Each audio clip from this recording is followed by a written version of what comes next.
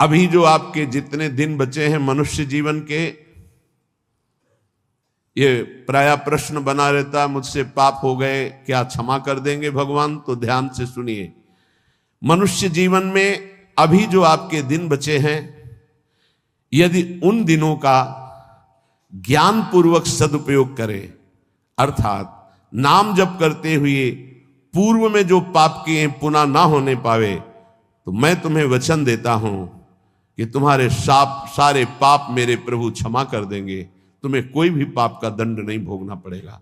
जितनी श्वासें अब बची हैं, जितना जीवन बचा है, अब ज्ञान पूर्वक व्यतीत कीजिए। कोई पाप कर्म जो पीछे हुए पुनः मत कीजिए और नाम जप कीजिए, सारे पाप आपके प्रभु क्षमा कर देंगे। गीता जी, सर्वधर्मान परित्यज्य मामेकम शरणम ब्रज अहम त्वाम सर्व पापेभ्यो मोक्षयिष्यामि मा शुचा। श्री भगवान के वचन है। जो आंतरिक काम क्रोधादि रोग हैं, इनको नष्ट करने के लिए 5 औषधियां हैं। जैसे पेट खराब हो जाए तो पंचसकार चूर्ण की आवश्यकता होती है, ऐसे ही हमारा विचार खराब हो गया है, दिमाग खराब हो गया है। सत्य वस्तु को भूलकर असत्य में रमण करना पागलों का कार्य है। वो सत्य मार्ग के पथिकों को पागल समझते हैं और सत्य मार्ग के पथिक उनको समझ रहे हैं कि इतना कीमती जीवन तुम व्यर्थ में नष्ट कर रहे हो। और वो समझ रहे हैं मानव जीवन को ये कैसे बर्बाद कर रहे हैं, ना कोई भोग भोग रहे हैं, ना कोई धन संचय कर रहे हैं, इनका जीवन ही बर्बाद हो रहा है। वो नहीं समझ पाते। ये 5 हैं जो तुम्हारे आंतरिक भवरोग को नष्ट कर देंगे। पाप जो हो रहा है उस पाप की प्रवृत्ति का नाश कर देंगे। 5, पहला सत्संग। सत्संग, अगर भगवान की कृपा हुई है तभी सत्संग प्राप्त होता है। प्रथम भगति संतन कर संगा, दूसरी रति मम कथा प्रसंगा। सबसे पहली कृपा भगवान की होती है कि सत्संग प्राप्त होता है। अहो भाग्य रोज सत्संग प्राप्त हो, अहो भाग्य। जिस दिन होता कि आज पूज्य श्री मथुरादास जी कथा करने नहीं आएंगे, उनका स्वास्थ्य खराब है, या आज उनकी निर्जला एकादशी है, उस दिन ऐसा लगता है जैसे वज्रपात हो गया हो कि आज महापुरुषों के चरित्र सुनने को नहीं मिलेंगे। जो महापुरुषों से सत्संग प्राप्त, वो फिर और जैसे रबड़ी पाने के बाद गुड़ का सीरा चाटने की इच्छा नहीं होगी। यद्यपि वो भी मीठा होता है, वो भी पवित्र गन्ने के रस से बनता है, पर नहीं, जो रसमलाई पा चुके हैं ना, उनको फिर गुड़ का स्वाद नहीं आएगा।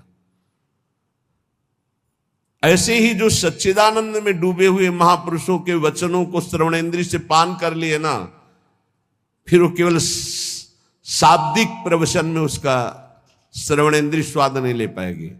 उसको चाहिए अनुभवी, क्योंकि उतने गरु वचन सुन लिए तो अब फिर और नहीं।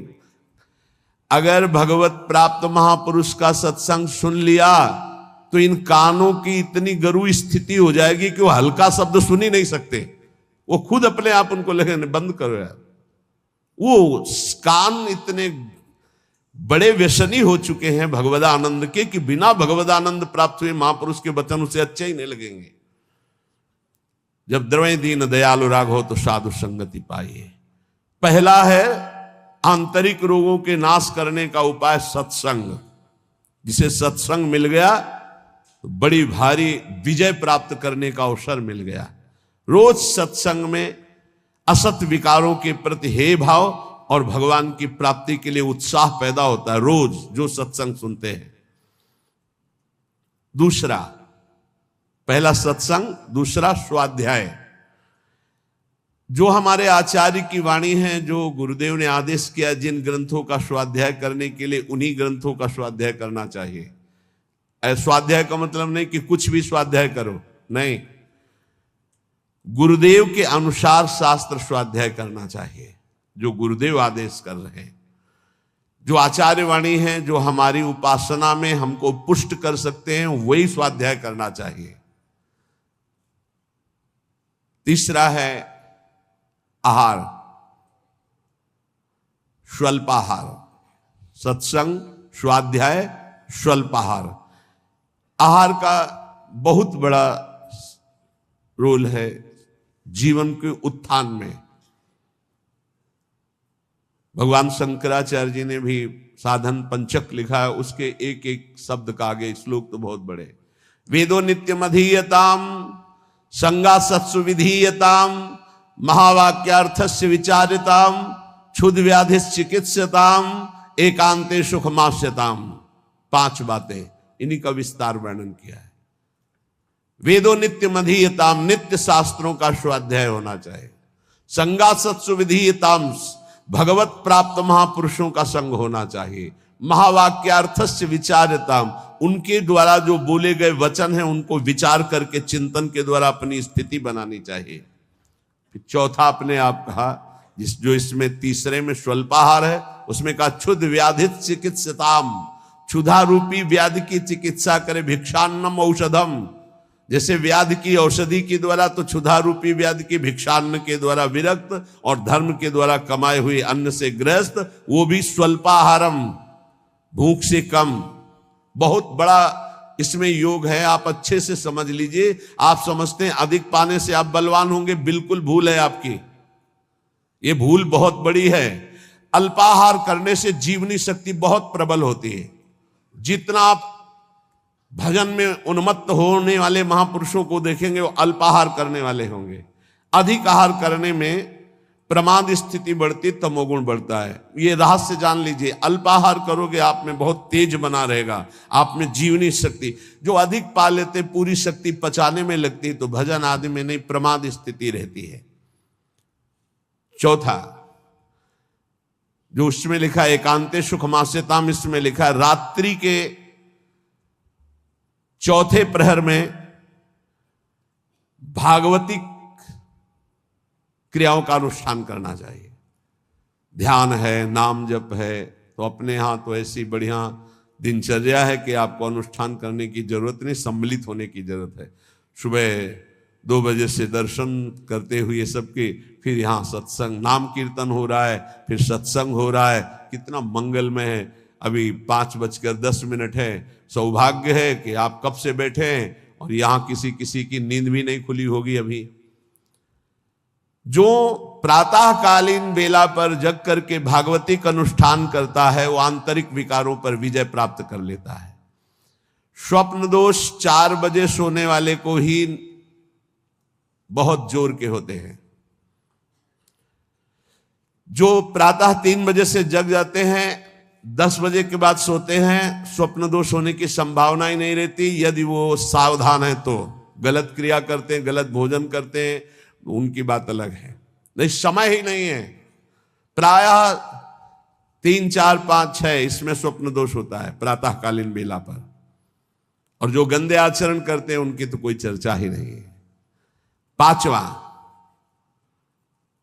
जो कुछ साधन भजन करे, एकांत चिंतन आंतरिक, उसका चिंतन पूर्वक करे, एकाग्रता पूर्वक करे, सारी शक्ति लगा करके, बटोर करके।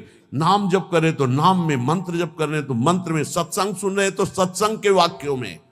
ये 5 हैं जिनके द्वारा हम आंतरिक विकारों पर विजय प्राप्त कर लेते हैं।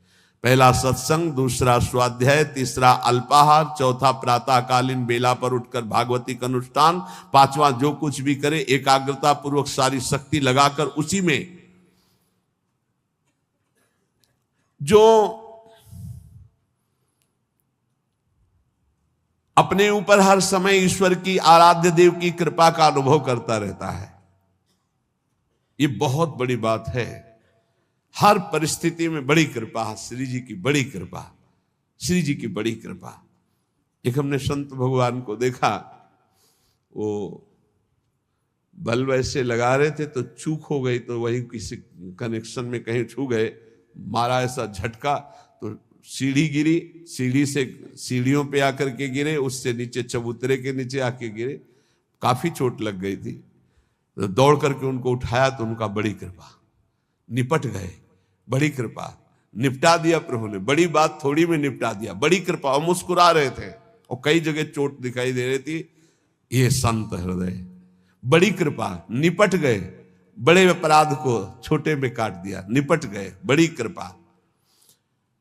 जब अपने दास के ऊपर प्रभु कृपा करते हैं तो उसके हृदय में सद्गुणों का खजाना खोल देते हैं, जो हर समय अनुभव करता रहता मेरे ऊपर बड़ी कृपा है। फिर उसको अपने आप में मिलाकर एक कर देते हैं, चाहे भक्ति में हो चाहे ज्ञान में, बचता एक ही है। दो जब तक बचे तब तक विचार अभी ऊंचाई पर नहीं पहुंचे। ब्रह्म नहीं, माया नहीं, नहीं जीव नहीं काल, अपनी ही सुध ना रही, एक रहे हो नंदलाल। ना काहो सो बोलिबो ना कोई व्यवहार, अपनी कुंवर किशोरी को जियत निहार निहार। एक तो लालजू प्रियाजू एक हैं, इनको दो न देखा जाए।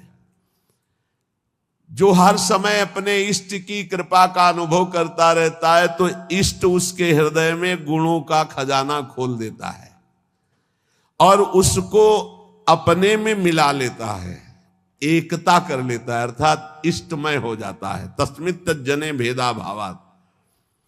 अब उसकी दृष्टि बड़ी महिमामय गौरवमय हो जाती, जिधर दृष्टि जाती उधर परमात्म तत्व का दर्शन करता है। ऐसी स्थिति सच्चिदानंद रस में भरपूर होती है, ना अहंता होती न ममता होती है। पर यह होता उन्हीं के ऊपर है। एक होते हैं जो केवल जीभ से नाम जप करते हो, जीभ से गुणानुवाद करते, अंतःकरण विषय चिंतन करता रहता है। ध्यान देना, बहुत उत्तम बात वर्णन हो रही। पहली बात कही कि जो जीव हर समय उपासक के कृपा का अनुभव करता रहता, बड़ी कृपा, बड़ी कृपा, दुख में भी सुख में बड़ी कृपा, उसके हृदय में गुणों का खजाना खोल देते हैं और उसको एकता में मिला लेते हैं, अपने में मिला लेते हैं भगवान। अब दूसरी बात कह रहे हैं कि उपासक कब एकता को प्राप्त होता है। बोले एक उपासक होता है, बहुत ध्यान से अपने को देखना किस डिग्री में हो आप। एक उपासक होता है जो जीव के द्वारा नाम जप करता है, जीव के द्वारा गुणों का गान करता है, पर हृदय में विषय चिंतन होता है। दूसरा उपासक होता है जो जीव के द्वारा नाम जप करता है, गुणानुवाद करता है, अंतःकरण भी उसी में जुड़ा हुआ होता है, ये विशेष कृपा पात्र होता है। और तीसरा उपासक होता है जो जीव से नाम जप करता है, गुणानुवाद करता है, हृदय से जुड़ा रहता है और स्वयं लीला में डूबा रहता है। जो गाया, जो चिंतन किया, उसी में डूबा है। ये तीसरा, ये सर्वोपरि उपासक है। जो गाया वही चिंतन, जो चिंतन उसी में डूबा। एक गान कर रहा है लेकिन चिंतन विषय का हो रहा है, एक गान भी कर रहा है चिंतन भी कर रहा है, और एक गान भी कर रहा है चिंतन भी कर रहा है और डूबा भी उसी में है, सुध ही नहीं। ये है उत्तम अवस्था उपासक की। बहुत जोर की बात है, ऐसा ही होना चाहिए। जो जप कर रहे हैं, जो गान कर रहे हैं, उसी का चिंतन कर रहे हैं, उसी में डूब रहे हैं। पहला जो नाम जप कर रहा है, गुणगान कर रहा है, हृदय से विषय चिंतन कर रहा है, वो उसको इस लोक और परलोक के भोग परास्त कर देते हैं। बहुत सावधान, ऐसा उपासक भ्रष्ट होने में देर नहीं लगेगी। जिसका वाणी से गान हो रहा है और हृदय से भी चिंतन हो रहा है, उसको इस लोक और परलोक के भोग अच्छे नहीं लगते, पर परास्त करने की गुंजाइश है। लेकिन तीसरा जो मनन करके डूबा हुआ है, त्रिभुवन का भोग, सामर्थ्य नहीं कि उसको लुभायमान कर सके, भ्रष्ट कर सके। तीसरी बहुत ऊंची स्थिति है। जो गृहस्थी में रह करके अपने परिवार से हंसता है, बोलता है, व्यवहार करता है, खाता पीता चलता उठता बैठता है, पर ऐसे जैसे विदेश में आए हुए मेहमान। गृहस्थी में कैसे भगवत प्राप्त? बोले जो अपने परिवार के साथ हंसता है, खाता पीता बोलता व्यवहार करता है, बढ़िया, सब वैसे ही, लेकिन वो ऐसे जैसे किसी मेहमान के यहां गया हो। उसको पता है रहना नहीं, देश बिराना है, ये भी छूटेंगे, शरीर भी छूटेगा, जाना है, मुझे प्रभु के पास जाना है। क्योंकि वो अपने परम प्रिय सखा प्रभु को हृदय में निरंतर चिंतन करते हुए ऊंची स्थिति को प्राप्त है कि मुझे भगवत प्राप्ति करनी है। ये सब केवल एक व्यवहार मात्र है।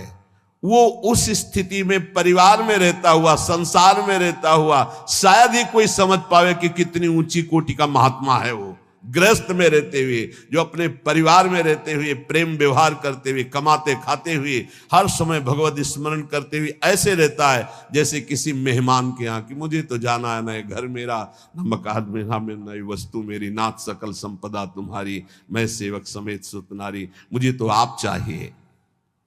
देखो, जब तक तुम संसार की कामनाओं से निवृत्त नहीं होगे तो ये संसार तुम्हें फंसाए रखेगा। तुम्हारा सारा साधन भजन जो परलोक प्रदान करने वाला है, ये संसार नष्ट कर देगा। संसार की कामनाओं की जब तक निवृत्ति नहीं होती तब तक संसार फंसाए रखता है, और ये जितना साधन भजन बनता है सब खा जाता है संसार।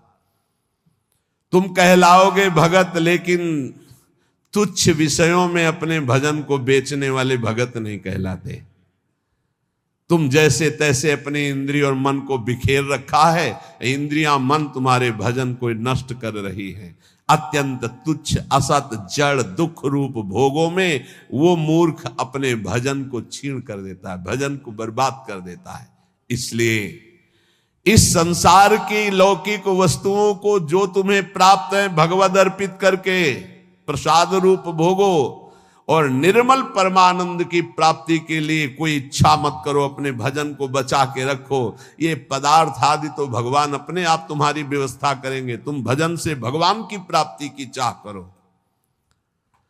जो इस बात को स्वीकार कर लेते हैं उनके अंदर एक नई कामना जागृत होती कि कुछ लोग तो ये जान जाएं कि मैं भजन करता हूं, ये बहुत जोर की इच्छा होती है। हमें और कुछ भोग नहीं चाहिए, इतना तो है कि लोग ये हमारा सम्मान कह के करें कि बड़ा भजनानंदी है, बड़ा त्यागी है, बहुत अच्छा है, गृहस्थी में रहते हुए महात्मा है या विरक्ति होते हुए कितना बढ़िया महात्मा है। ये कान सुनने के लिए लालायित रहते हैं। लोग मेरी योग्यता को जाने कि मैं कितना अच्छा हूं, ऐसी इच्छा जो करता है तो इच्छा करते ही वो परम पद का अधिकार खो देता है। समझ लो, लोगों में जानकारी फैलाने की इच्छा मतलब संसार में सतबुद्धि, मतलब प्रतिष्ठा कीर्ति की चाह, मतलब भगवत प्राप्ति की योग्यता खो देना। ये तीन बातें बड़ी दुर्लभ हैं। निर्धनता में भी दूसरों की सेवा करने का, दान देने का उत्साह, एकांत में पापाचरण न